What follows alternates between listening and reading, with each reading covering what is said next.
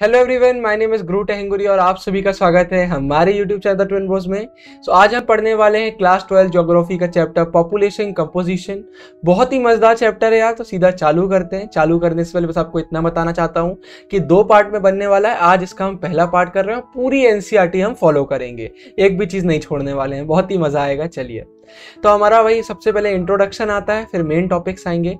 तो भाई देखिए, सिंपल सी बात इतनी है कि अगर हम कोई भी कंट्री की बात करते हैं, कोई भी रीजन की बात करते हैं, तो आगे सबसे इंपॉर्टेंट लोग कौन होते हैं भाई? वहाँ के पीपल। ये हमने पढ़ा था।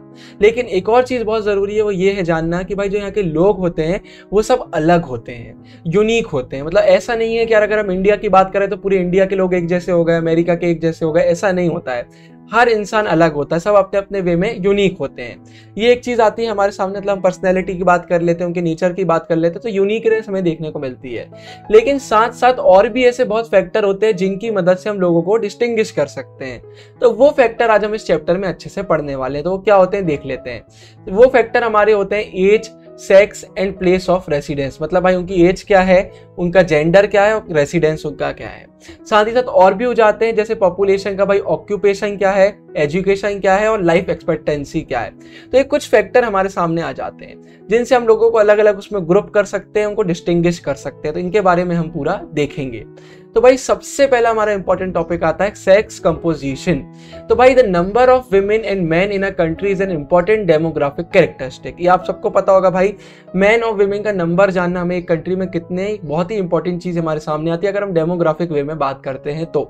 तो भाई जो रेशो होता है विमेन एंड मैन का पॉपुलेशन में, इसको हम बोलते हैं सेक्स रेशो। याद रखिएगा, मतलब टोटल कितने मैन है कितने विमेन है, दोनों को अगर हम कंपेयर कर रहे हैं तो इसको हम सेक्स रेशो बोलते हैं।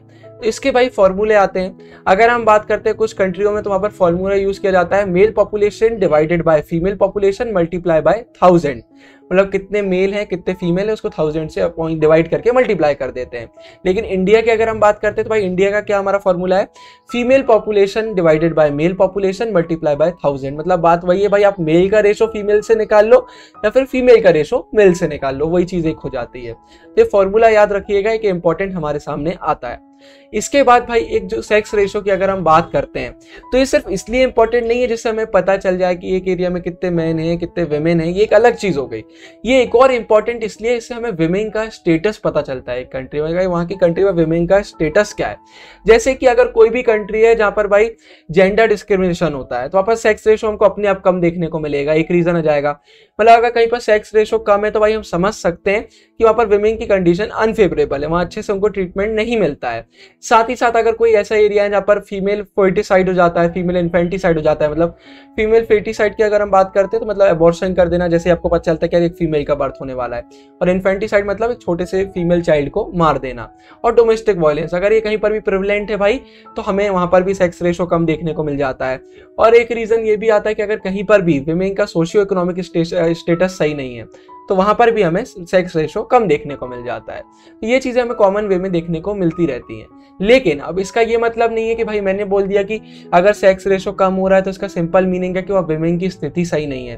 तो इसका ये मीनिंग बिल्कुल नहीं निकाल लेना है कि सेक्स रेशो अच्छा है तो वहां पर विमेन की स्थिति सही हो गई, ये मीनिंग नहीं है। ये भी हो सकता है भाई पर अगर कहीं सेक्स रेशो कोई अच्छा है जहां पर अगर विमेन बहुत ज्यादा है मेल के कंपेरिजन में, तो ये भी हो सकता है कि वहां के मैन जितने भी उन लोग माइग्रेट कर गए हों। तो मतलब एक नेगेटिव चीज भी देखने को मिल सकती है। तो हर चीज का पॉजिटिव नहीं होता है, तो ये कंफ्यूजन हमें नहीं रखना है। तो ये भी हो सकता है कि जो हमारी अगर विमेन ज्यादा है तो ये बिल्कुल ही इंडिकेट नहीं करता है कि वहां पर बेटर स्टेटस है उनका। ये भी हो सकता है कि मेल जो है वो माइग्रेट कर गए हो, ये याद रखिएगा। फिर एक छोटा सा बॉक्स आता है भाई, natural advantage versus social disadvantage. भाई अगर हम फीमेल्स के बायोलॉजिकल एडवांटेज की बात करते हैं तो वो ज्यादा रेसिलियंट होती है, ज्यादा स्ट्रांग होती है, जल्दी कोई भी सिचुएशन से रिकवर करती है, ज्यादा अच्छे से फेस करती है। लेकिन ये उनका जो एडवांटेज है कहीं ना कहीं गायब हो जाता है सोशल डिसएडवांटेज की वजह से, जो इतना सारा उनको डिस्क्रिमिनेशन फेस करना पड़ता है। तो एक की हमें चीज मालूम चलती है कि भाई एडवांटेज होने के बाद भी डिसएडवांटेज है तो कोई उससे मतलब नहीं निकल पाता है, ये हमको देखने को मिलता है। और इसके बाद अगर हम पूरे वर्ल्ड पॉपुलेशन का एक एवरेज सेक्स रेशो निकालते हैं यार, तो ये हमारा है 102 मेल्स पर 100 फीमेल्स, मतलब 100 फीमेल्स के लिए 102 मेल्स। ये हमको हमारा सेक्स रेशियो देखने को मिल जाता है अगर हम एवरेज निकालते हैं वर्ल्ड पॉपुलेशन का। अगर हम बात करते हैं भाई हाईएस्ट सेक्स रेशियो कहां पर है, तो लेटविया में हमको देखने को मिल जाता है 85 मेल्स पर 100 फीमेल्स, याद रखिएगा। और अगर इसके कॉन्ट्रास्ट में बात करते हैं तो हमें कतार में देखने को मिल जाता है 311 मेल्स पर 100 फीमेल्स, मतलब फीमेल्स का कितना कम, मतलब सबसे कम है, बिल्कुल कॉन्ट्रास्ट में हमें देखने को मिल जाता है। लेकिन ये याद रखिए अगर हम वर्ल्ड पैटर्न की बात करते हैं सेक्स रेशो की कि पूरे वर्ल्ड में क्या पैटर्न देखने को मिलता है, तो जो डेवलप्ड रीजन है वर्ल्ड के, वहां पर ज्यादा वेरिएशन हमको देखने को नहीं मिलता है, वहां सही चीजें होती हैं। तो डेवलप्ड रीजन में एक हमें खासियत वहां की देखने को मिलती है। और फिर अगर इसके बाद हम बात करते हैं भाई यूनाइटेड नेशंस की, तो यूनाइटेड नेशन की लिस्ट के अनुसार टोटल 139 जो कंट्रीज हैं वहां पर फेवरेबल है सेक्स रेशो, बिल्कुल फेवरेबल वहां हमको देखने को मिलता है। लेकिन बाकी की जो 72 कंट्रीज बचती हैं लिस्ट में, वहां पर हमें अनफेवरेबल देखने को मिल जाता है। तो ये भी यूएन नेशन की आप लिस्ट बिल्कुल अच्छे से याद रखिएगा, ये इंपॉर्टेंट एक आता है। तो भाई अगर हम जनरली बात करते हैं तो एशिया में हमको लो सेक्स रेशो देखने को मिल जाता है, जैसे China, India, Saudi Arabia, Pakistan, Afghanistan, यहाँ पर लोअर सेक्स रेशो है।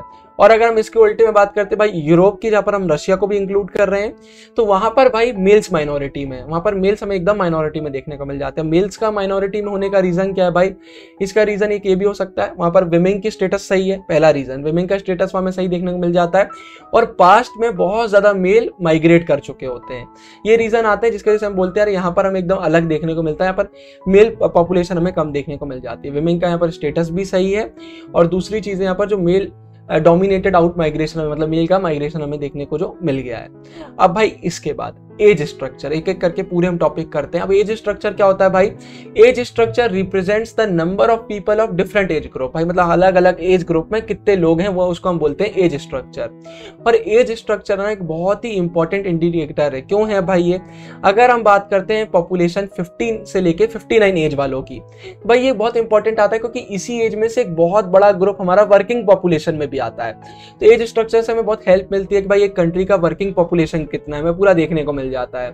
और भाई अगर हम बात करते हैं कोई भी ऐसी जगह जहां पर ग्रेटर प्रोपोर्शन ऑफ पॉपुलेशन किसका है, 60 प्लस वालों का है, मतलब जो भी 60 से ज्यादा वाले लोग हैं वहां पर वो ज्यादा हमें देखने को मिलते हैं। तो ऐसी जगह को हम बोलते हैं एजिंग पॉपुलेशन वाली जगह, कि भाई यहाँ पर एजिंग पॉपुलेशन हमें देखने को मिलती है। यहाँ के लोगों को का मेन एक्सपेंडिचर क्या होता है, हेल्थ और फैसिलिटीज है। भाई जैसे बूढ़े हो रहे हैं तो हेल्थ में लगेगा, फिर फैसिलिटीज लगेंगी।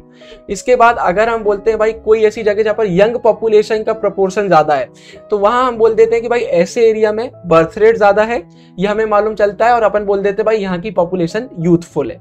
तो ये याद रखिएगा, क्योंकि भाई सीधी बात है यहाँ पर यंग पॉपुलेशन का प्रोपोर्शन ज्यादा है, मतलब बर्थ रेट यहाँ पर ज्यादा है, ये पूरा इंडिकेट हो जाता है इस रीजन में।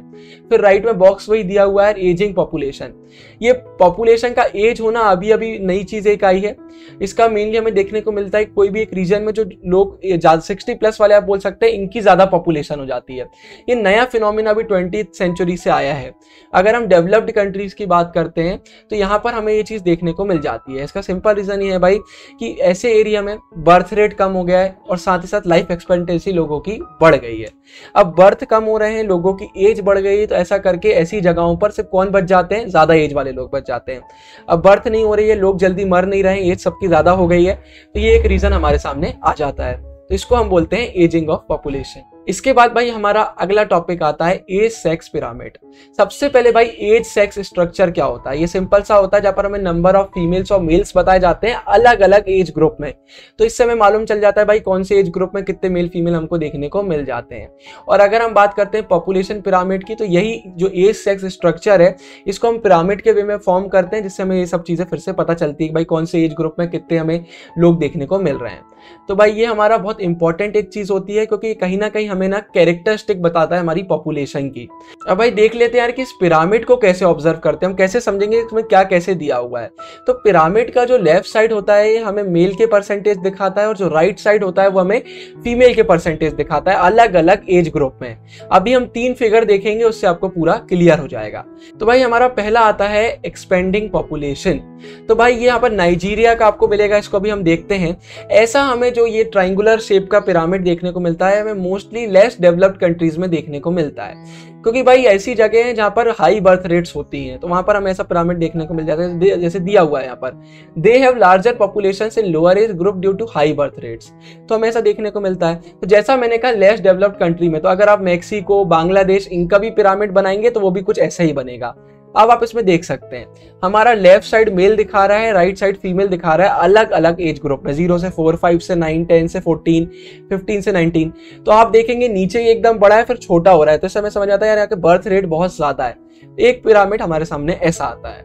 फिर भाई इसके बाद हमारे सामने आता है कांस्टेंट पॉपुलेशन। यहाँ पर आपको ऑस्ट्रेलिया का एज सेक्स पिरामिड देखने को मिल जाएगा जो कि बेल शेप का है। ये टेपर्ड रहता है टॉप से, मतलब टॉप से ये पतला रहता है। यह हमें दिखाता है कि यहाँ के बर्थ और जो डेथ रेट्स हैं वो ऑलमोस्ट इक्वल हैं और ये कांस्टेंट पॉपुलेशन की तरफ बढ़ जाता है। तो आपको दिख रहा होगा कांस्टेंट पॉपुलेशन टाइप का, ऐसे बारों में जो बार्स बने हुए हैं उनमें ज्यादा ऐसा कोई अंतर नहीं है। तो यहाँ ऑस्ट्रेलिया का हमें देखने को मिल जाता है।